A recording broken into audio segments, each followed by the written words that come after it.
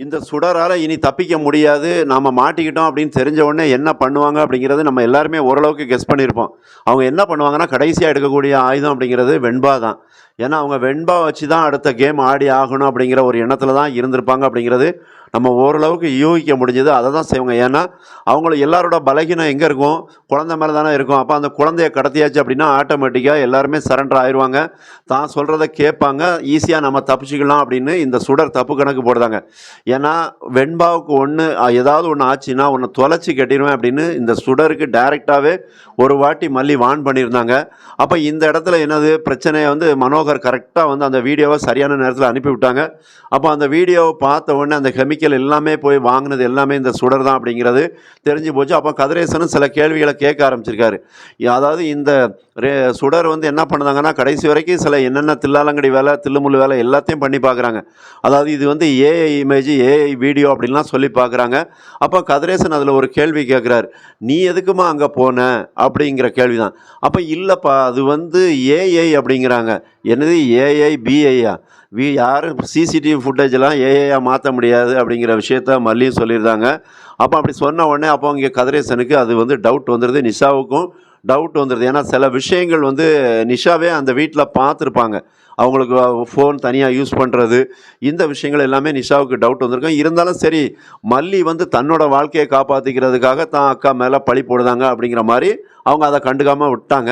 ஆனால் இப்போ இந்த இடத்துல வந்து அவங்க எப்படி வந்து இது வந்து நம்ம அக்காவும் கிடையாது, தன்னோட பொண்ணும் கிடையாது அப்படிங்கிறத எப்படி உணர போகிறாங்க அப்படின்னா, ஒரே ஒரு விஷயந்தான். இந்த ரேணுகா அதாவது இந்த சுடர் வந்து நினச்சிருந்தா அழகா வந்து விஜய் வேணா சுடர்னு சொல்லியிருக்கலாம், மல்லி சொல்லியிருக்கலாம். ஆனால் கதிரேசன் கடைசி வரைக்கும் என்ன சொன்னார் அப்படின்னா, இது என்னோட பொண்ணு தான், நான் மார் மேலே தூக்கி வளர்த்த பொண்ணு அப்படின்னு சொல்கிறாங்க. அப்போ அந்த இடத்துல அதை நிரூபிக்கணும் அப்படின்னா கொஞ்சம் சுடர் அமைதியாக இருந்திருந்தா கூட தப்பிச்சிருக்கலாம். ஆனால் அவங்க பண்ண காரியம் அவங்களையே வந்து சிக்க வச்சிருச்சு. என்னென்னா, அவங்க அதுலேருந்து தப்பிக்கிறது இங்கே ஒரு சண்டை நடந்துக்கிட்டு இருக்கு. விஜய் அங்கே அந்த ரவுடிகளோட அப்படி சண்டை நடந்துக்கிட்டு இருக்கு. அந்த நேரத்தில் இந்த சுடர் என்ன பண்ணியிருந்தாங்கன்னா, வெண்பாவை கடத்தியிருந்தாங்க. அப்போ மல்லி பதறாங்க, வெண்பாவை காணும்னு. அப்போ பார்த்தா தான் இந்த சுடர் வந்து வெண்பாவை வந்து கடத்திட்டு போகிறாங்க. அப்போ மல்லி கண்ட கனவு பலிச்சிருச்சு. மல்லி என்ன கனவு கண்டாங்கன்னா, குழந்தைங்கள வெட்டி போடுற மாதிரி ஒரு கனவு கண்டாங்க. அந்த கனவு தான் இங்கே நடந்துருமோன்னு பயந்துக்கிட்டு தான் மல்லி வந்து சுடரை நோக்கி ஓடுதாங்க. அதே நேரத்தில் கதிரேசன் ஆக்ரோஷமாக ஓடுறாரு, என் பேத்திக்கு எதுவும் ஆயிடக்கூடாது அப்படின்னு. உண்மையிலே அவர் ஒரு நல்ல தாத்தா தான். அதே நேரத்தில் நிஷாவும் நல்ல சித்தியாக தான் இருப்பாங்க.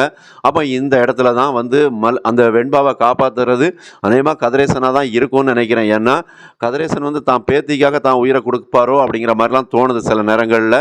அப்போ அது ஒரு பக்கம் இருந்தாலும், இன்னொரு பக்கம் எப்போவுமே வெண்பாவுக்கு ஒன்றுன்னா அதில் முன்னாடி நிற்கிறது யார் அப்படின்னா மல்லியாக தான் இருக்கும். ஏன்னா இந்த சுடர் வந்து என்ன பண்ணுவாங்கன்னா, வெண்பாவை வந்து எதாவது கொன்று விடலாம் அப்படிங்கிற மாதிரி சில வெப்பன்ஸை எடுப்பாங்க. அந்த நேரத்தில் மல்லி போய் தான் உயிரை பணையம் வச்சு அந்த இடத்துல வெண்பாவை காப்பாற்றுவாங்க. அதை வந்து கண்கூடா கதிரேசன் நிஷா பார்ப்பாங்க.